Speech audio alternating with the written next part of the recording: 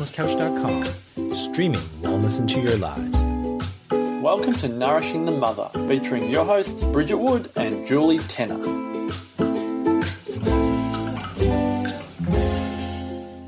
Hello and welcome to Nourishing the Mother. I'm Bridget Wood. And I'm Julie Tenner. And today's podcast is Are You Investing in Your Relationship? Which is where we're taking the podcast after I remind you to jump onto nourishingthemother.com.au and sign up to join our tribe, because we're awesome and because you want more consciousness in your week. And that's what we give you once a week with your email address. We will send you an email where we wrap up everything we've put out in the world so you can pick and choose where you're diving deeper. And occasionally we'll send you another email that just has a conversation that Bridget and I would have, a sharing that we would like to share with our peeps, and that includes you. So please jump onto nourishingthemother.com.au and sign up to join our tribe. This topic is a really, I think, close one to both of our hearts in the sense of that we both really value our long-term relationships as long-term monogamous relationships. Long-term monogamous relationships as a way to deepen our capacity to love and grow together with someone else, and really recognize that the more we can love that person close to us, the more we also love ourselves. And that person close to us is the greatest mirror to all of the parts we both love and loathe within ourselves. And so that's why it can be such a treacherous road sometimes in terms of what we face, what we're called to grow into. And I think also to find that intersection between a real close partnership and shared values and goals together, and growing independently as a person at the same time without being so dependent on another. It's a really I think an art to find a monogamous relationship that you can take into decades and both people be allowed to flourish and nurture each other and themselves within that dynamic. And I really deeply value marriage and long-term partnership to do that for us. I spent, like a bit of a segue, but I spent so much time, I love to research, reading and immersing myself in what marriage meant before I got married and what I wanted it to look like for myself, and what were all the feelings that were coming up in me around what I wanted to achieve through marriage and how I wanted to grow and learn to love more deeply.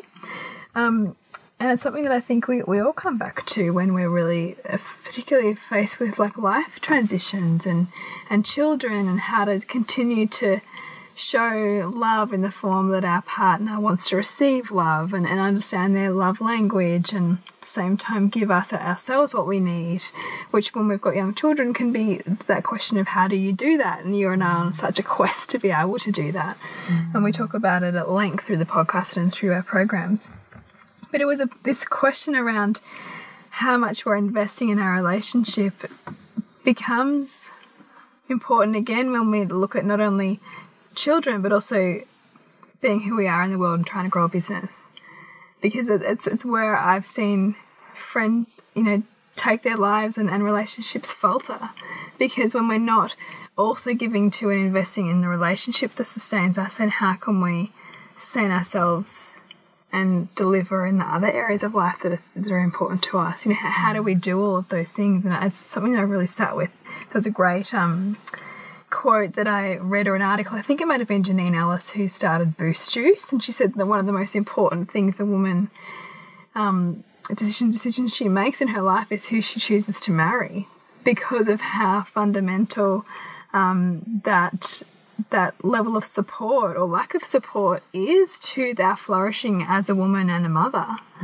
And I really thought that was so poignant and a reflection on the work we do to show up in our relationship, so our relationship can fuel us and nurture us and be an elixir for us to come back to gain more vitality in life. And it was an interesting one that I found myself sitting with, and it feels like a bit of a monologue right now, but on... I love your monologues, Bridget. Feel no shame or guilt. Okay, thank you.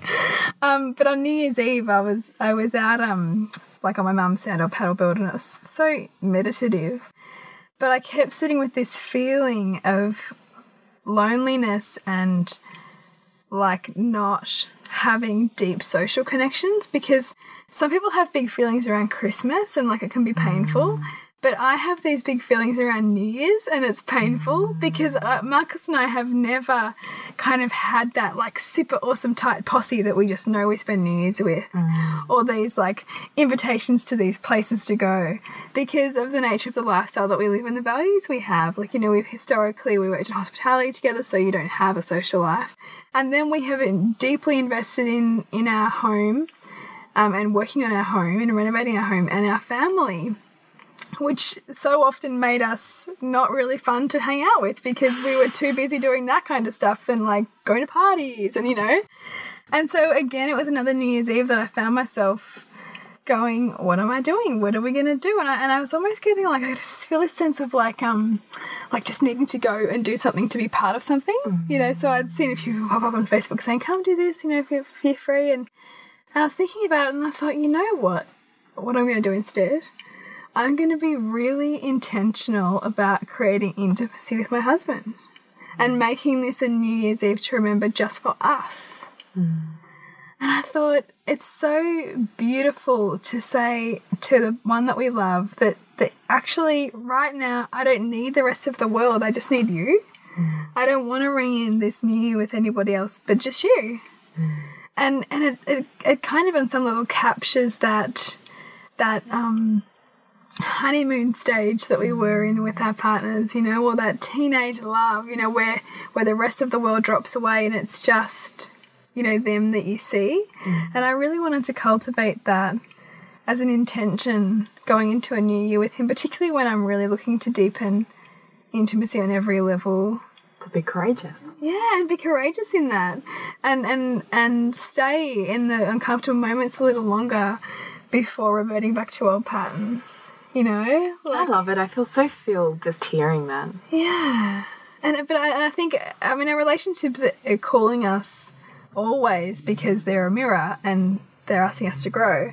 But they're calling us always into that place of growth. But I think so often because we are so steeped in our childhood programming and wounds and whatever, we cut them off at the pass before we can really get through to that next thing. And so, like, I've been having so many conversations with my husband around our own patterning, each of our own patterning, and when we come up against it, and you know, it's just fascinating to start to see each of us like lean in that little bit more and just be willing to transform it. But it's amazing the level of courageousness and vulnerability it requires to be the first person to do that. I think it's immense. Yeah. That's why most of us shy away from it. Yeah. And I mean, I love so much of what you've shared on the podcast and in our groups around how you've stepped that out and really brought your husband on that journey with you of really going into that space, because, you know, it can be so easy and you'll be surrounded by women who will be quite happy to reaffirm that it's their problem or they're a jerk or, you know. Yeah. But wow, like what's possible for us when we kind of step into what that recurring pain is and why it's there and what it's trying to teach us and how we can use it to deepen and explore ourselves and them more and lean into more possibilities for connection. I don't know where I'm going to go from here, Bridget. There's a few things I suppose I want to hash out. One of them is, I know that we have said in previous podcasts that because our partnerships are a mirror, you end up with who you are, not who you want. Yeah. Which can be painful to hear. But I also find when I look at the relationships around me and I think to myself, you get who you are, not who you want. What does that say about those people around me? What does that say about me? Because I kept hearing for so many years that I was so lucky because I had this, you know, white unicorn of a man. Really, should be a rainbow unicorn, like completely mythical figure. Yeah. I was so lucky. And I felt like it's that person that says to you, well, you just got lucky having a natural birth. Oh, yeah. You didn't do any work for that. No. And I feel like, yeah, okay, he's great. Yeah. But hang on a minute. So am I. There's a lot of work to get there. Yeah. Like a lot of work and a lot of pain, and we get who we are, not who we want. And that goes for the light and the dark. And I think that about my husband. Yeah, he's great in so many ways. And then he's really shitty in so many ways. But I get who I am, not who I want. Yeah. You get what you need. Exactly. That's the point I want to make. So theoretically, if we come at it from they are many multifaceted version of us. And every time we see something we love and something we hate, we're just looking at ourselves. There's something we love. They're showing us a part of something we hate. They're saying the deepest fear that our subconscious holds, but we haven't brought conscious. And all of a sudden we're so entangled that they say the very thing we're most fearful of. Yeah. And instead of entering that space with a sense of curiosity or, you know, vulnerability, we get defensive and we get angry and we make it their fault and we shut down and we walk away. So theoretically, every relationship is possible to be monogamous long term. But they won't be if your values change or split off enough that they are no longer, you need a certain amount that are overlapping, Yes.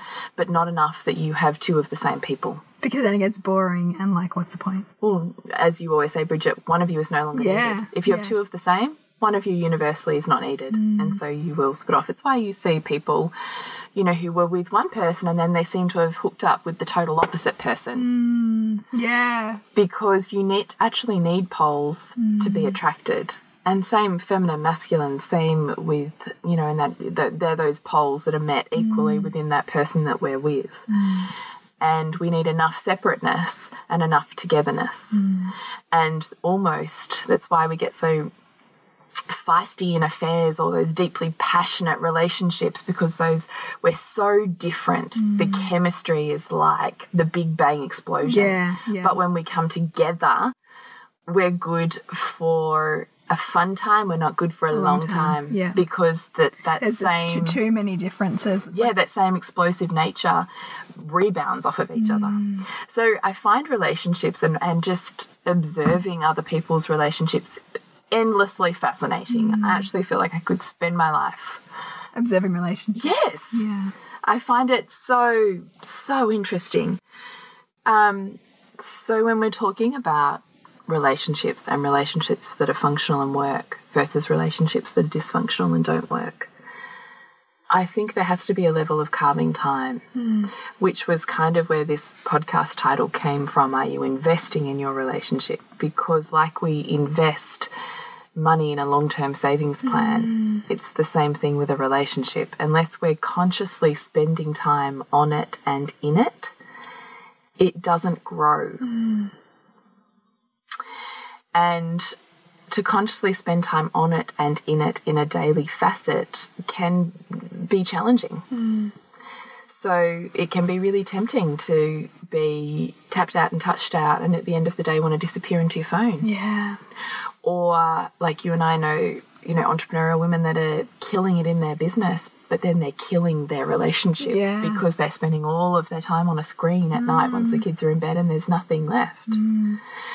Now, I don't believe that it has to be work or relationship. I don't believe that at all. But what I'm saying is that we have to, as consciously as we are carving out the time for our work and for our kids and for our cooking, we need to carve out the time for our relationship in order for it to thrive. Yeah.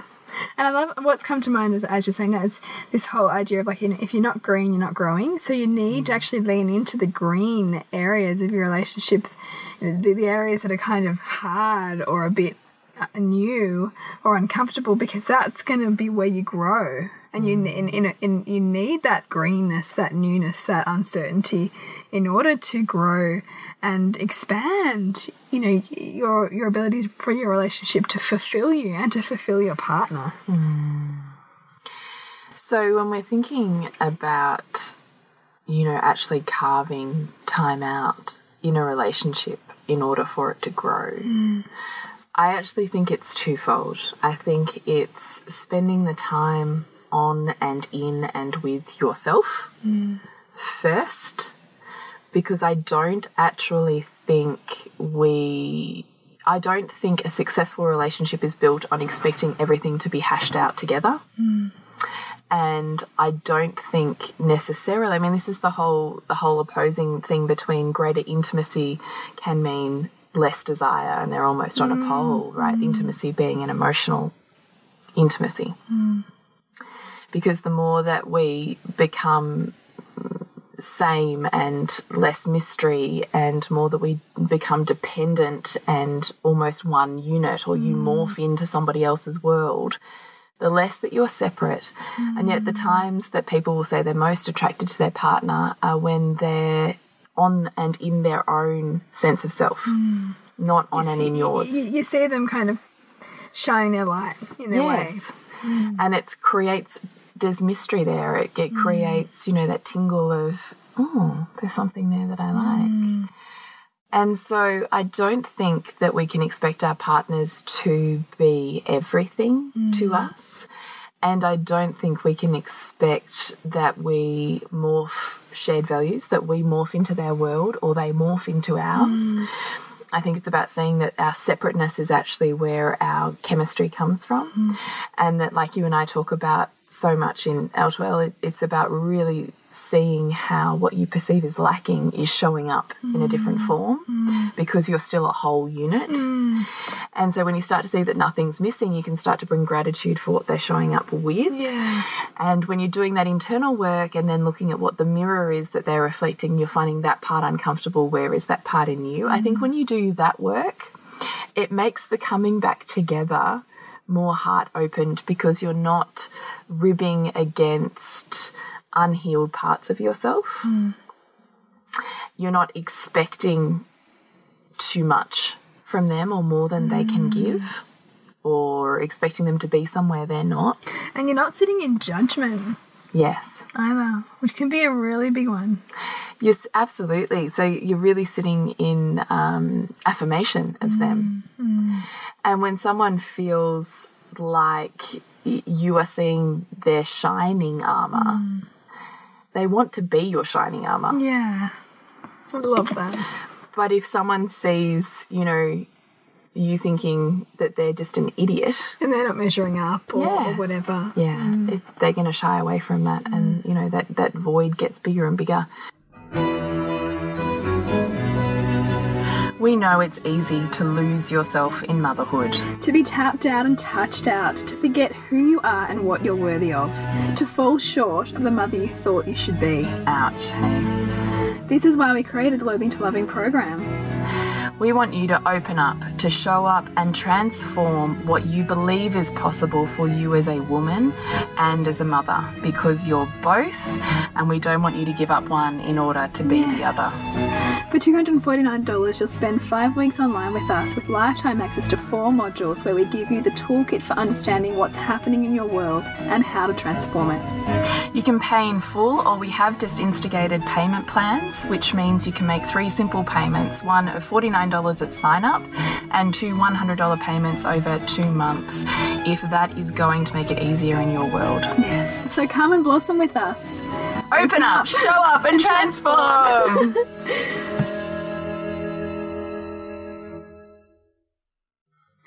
The interesting thing that I love to remind myself around marriage is that, you know, we have this this idea that it's all about like this never-ending love, and there's so much kind of infatuation wrapped up into, you know, this romantic idea of love. But I mean, the truth is, like, no one is more committed to anything but the fulfillment of their own unique values, and it's a point at which our values are increasingly challenged or disregarded by that other person.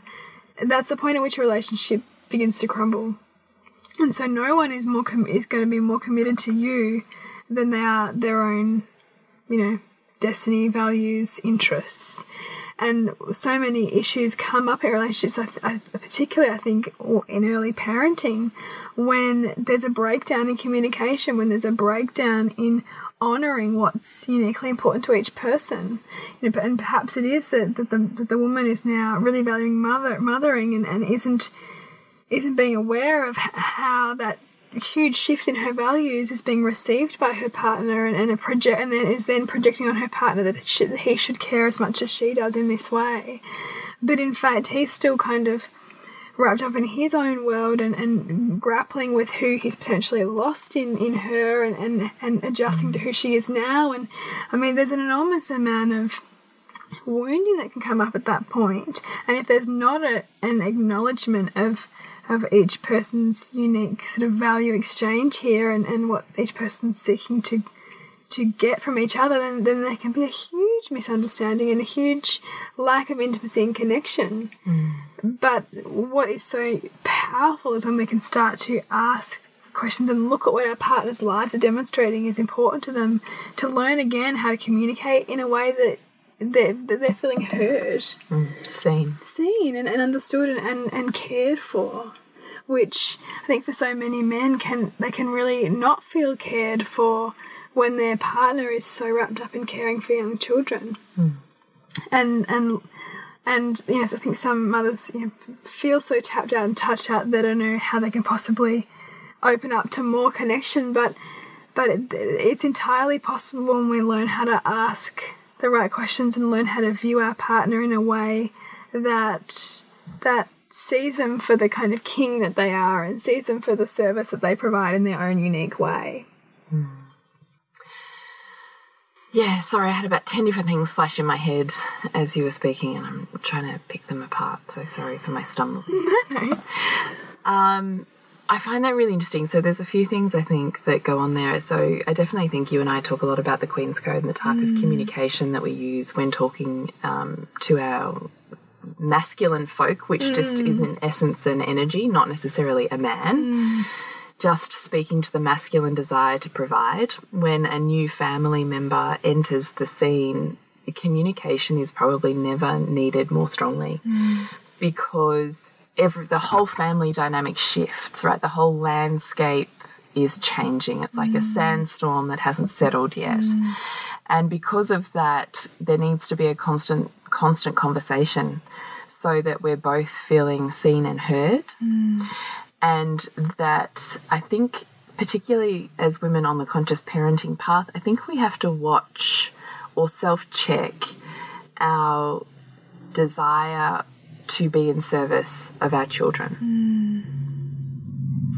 Because I do think that can really tilt into some real shadow stuff from our childhood about our selfishness or our deserving of selfishness, our deserving of pleasure, our ability to release, to receive, to let go.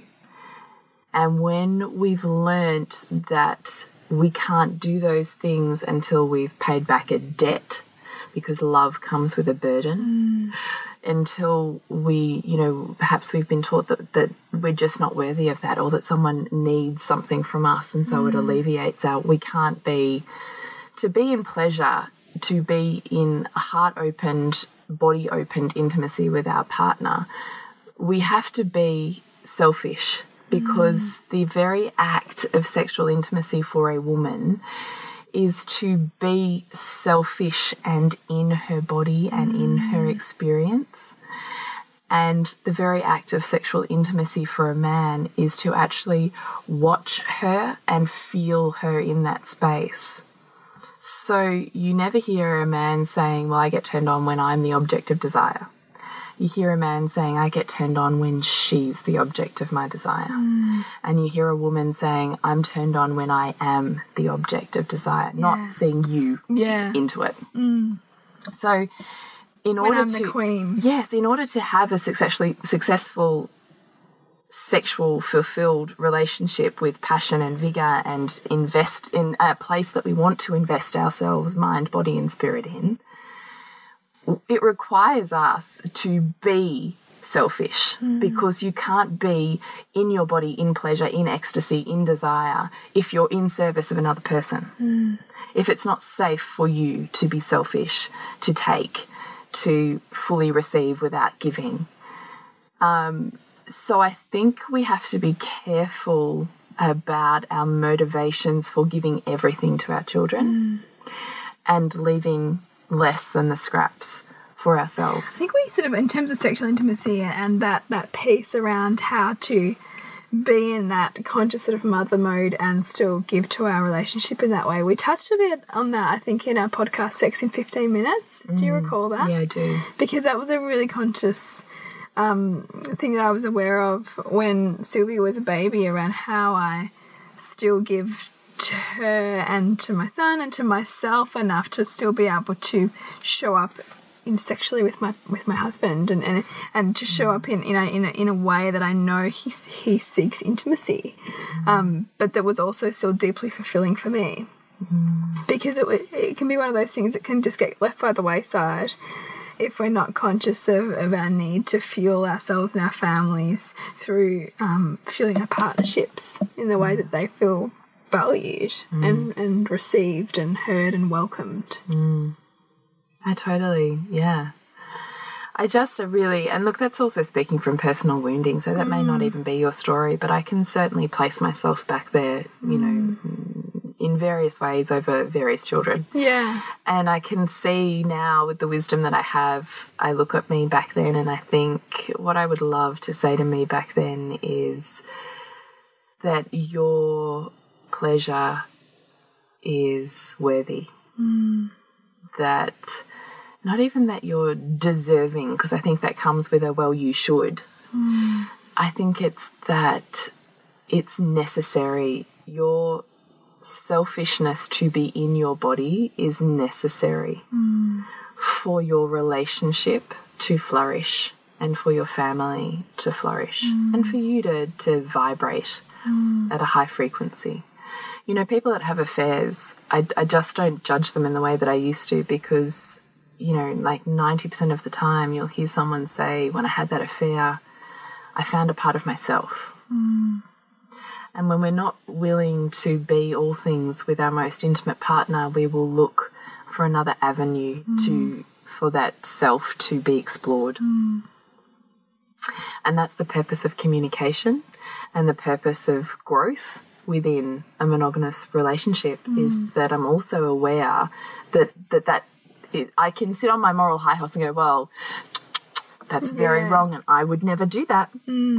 But I don't, because I'm fully aware that I am as much animal as anyone else. Yeah. And that if I almost let slip or let slide those aspects of me that would be easier to walk away from than to show up in, that I know on some subconscious level I will begin to manifest a situation in which I can explore them. And that may not be with my partner. And I'm aware that that's an edge that I think we all tread on. Yeah, totally. And the more you judge it, the more you'll manifest it. Yes, exactly. Whatever you judge, you breed or become. You breed, attract, or become. Yeah. So I just kind of think this is the point of showing up, right? It's the point of working out what are the beliefs that are holding you back from being you and being in your body and showing up authentically, which is exactly why we started Loathing to Loving, because that's exactly where you and I had journeyed to get to where we had gotten, you know, all those years ago when we met. Yeah. And it's what we thought was deeply missing from the conscious parenting discussion was, yeah, okay, but what about the mother? What about the woman that's in the mother? What about the relationship? Because what's conscious parenting if we're not considering this facet of ourselves, which in essence is who our children will become? Yeah, because we're giving them the blueprint. Yes. And it's not that you go looking for mum or dad in a future partner, but you will repeat that same dynamic. You will seek a partner in which to almost replay those unhealed parts to try and heal them. So I just think, you know, a relationship takes time, and are you investing in it? Not only for the day-to-day, but also in the bigger picture. It's the whole point of why is conscious work so important? Why is self-discovery and self-awareness and practices of breathing into those parts that aren't talked about in mainstream communities so important? Why do we have this space here? Why is it so important? You know, it's because I can see in all of these disintegrating relationships around me, I can see where I tread a different path. And it's not to say that I'm better and they're worse and they've made a wrong choice or I've made a right choice. It's just I can see, like in natural birth, right, it doesn't just happen. There's a conscious set of choices. It's the same thing in a rocking monogamous relationship. You will see a set of choices that are consistent. And they don't happen without conscious energy, time and thought. You don't end up with these miracle partners. You know, it takes work in order for that to happen. And I think it's one of the biggest fallacies that sex and relationship should happen naturally, or they're not meant to be. Yeah. What a fucking pile of shit that is. It is a pile of shit. It is a pile of shit. We have to learn sex. Yeah. And we have to learn relationship. And the longer we are in relationship, the more we have to learn about both. They do not come naturally. Do not be spun that bullshit line. It is total rubbish. It is total rubbish.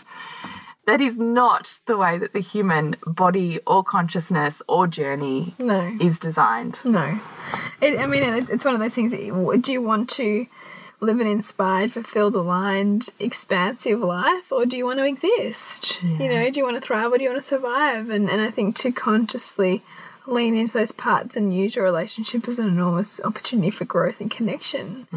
It does take work, it does take intention, but what's possible is just profound.